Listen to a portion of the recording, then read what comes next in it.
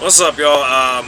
Yeah, I know I've said in the past that anytime that I come through with any of these, it has to be major breaking news or something like that, or at least it seems to be at this point. And I say that given that it's 8:06 right now here in Denver, and just in the past, anything that I've said, anything that I do, 8 o'clock, 7:30, 8 o'clock, or thereafter, I'm usually just gonna put it together as just something as like a little food for thought, and I'll probably have it uploaded the following morning. This is one of those cases where that's not necessarily true because it turns out, or at least as I understand it, CNN has reported that Doc Rivers has accepted the head coaching job for the Milwaukee Bucks, which is really interesting because earlier I was planning to actually get into doing a video about that specific situation, only it was regarding Adrian Griffin having been let go, which is funny to me because the Milwaukee Bucks, the last time I saw, weren't really doing bad. I mean, defensively, it. I'm not going to pretend that it couldn't be better, but at the same time, I mean, this is a little bit bizarre because it was literally after 43 games. I mean, we're barely, I guess, what would normally be halfway through the actual season. I mean, we're not too far from what that would actually be, but, in-season tournament. I mean, and to be perfectly honest, it's not like that's serving a whole lot. I mean, the Lakers are pretty much, from what I've seen anyway, not looking too much better than what they have. I mean, I actually have seen stuff where people, and they're actually on the cusp, they're pretty much in the play-in right now. Like, they go from winning the in-season tournament to being in the play-in, but that's neither here nor there. I guess really what I was wanting to get at about this is that it's just really hilarious to me because, like I said, it'd be midway through the season. I mean, this is Nathaniel Hackett type shit, but like in reverse. And it blows my mind because now I was just looking at the standings. They're number 2 in the East right now. I mean, it must have been really bad defensively, and I guess it has been, with 120.5 points per game being allowed, to where you're only scoring 124, almost 125. I mean, yeah, that would be problematic, but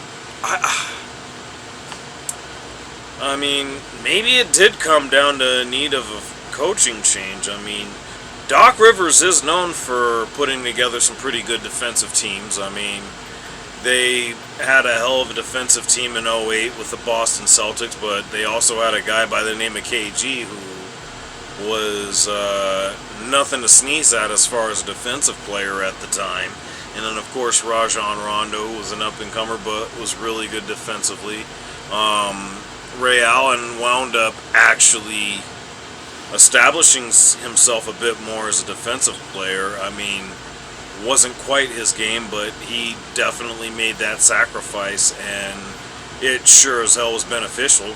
Paul Pierce got to being a better defender. I mean, anything's possible. Damian Lillard isn't the type of defender. He's not the type of one-on-one defender that Drew Holiday is. But then again, he doesn't necessarily have that same kind of size. I mean, he's not a little dude either, but, there are just those differences.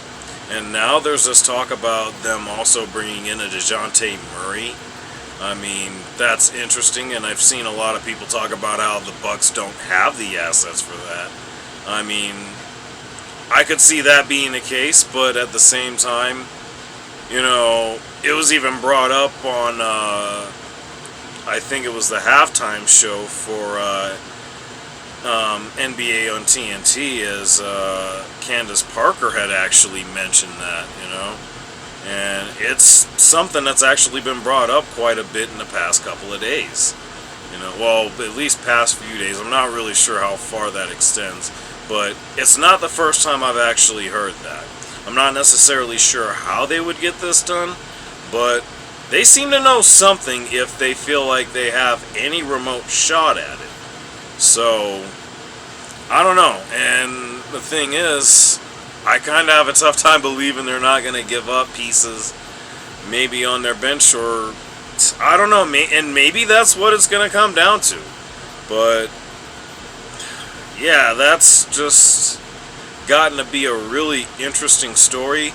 I mean, on top of the fact that there was also a trade where the Miami Heat are acquiring Terry Rozier for Kyle Lowry. They're sending Kyle Lowry to the Hornets, which that's going to be interesting because they have an awful lot of guards as it is to begin with in Charlotte. But, you know, it's really interesting because Terry Rozier is the kind of dynamic that may actually work a little bit better with the Jimmy Butler, and I say that largely because, you know, he's actually a younger version of what Kyle Lowry once was. Probably not as thick, not as muscular as a Kyle Lowry, but there are some similarities in their games. If you actually get to breaking it down, I want to say both of them actually played at Villanova. I'm not 100% sure on that, but either way, you know, I feel like that's going to be a very, very interesting pairing to have with him, with Terry Rozier and Jimmy Butler. Definitely going to look forward to that. Okay, he went to Louisville. I just had to double check that. I thought he went to Villanova for some reason. But anyway, point I was trying to make, though, is I think that's something that might actually work better for the Miami Heat, going with a Terry Rozier. And you know, they're not having to resort to any sort of coaching changes or anything like that. I mean, Eric Spoelstra still does a phenomenal job. I mean, he's been there as long as he has for a reason, and that's where it baffles me that they did this. I mean, it's one thing to have fired a Mike Budenholzer the season before, you know, just given the fact that the 8th seeded then Miami Heat knocked them out, you know, and almost decisively. So just knowing all that to be the case, it's really wild to think about. And after a lot of major stuff that was announced today, particularly with WWE and Monday Night Raw moving to Netflix, and of course Dwayne "The Rock" Johnson being a part of TKO, which owns WWE.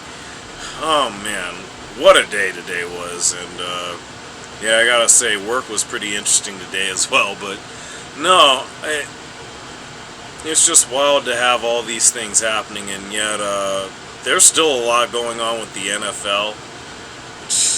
Man, this is gonna be a wild week.